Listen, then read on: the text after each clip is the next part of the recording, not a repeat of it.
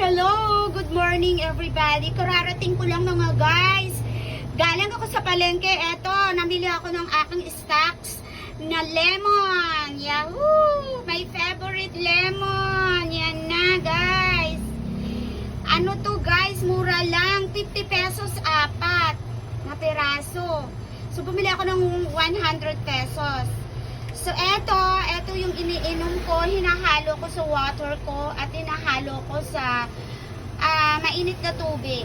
Minsan, malamig na tubig, hinahalo ko. Minsan, mainit na tubig. Yan ang minimix ko sa water ko. Tanggal ang mga cholesterol, diba? So, eto guys, kararating ko lang super init sa palengke talaga. Over. Grabe ang pawis ko. Pinawisan ako ng todo.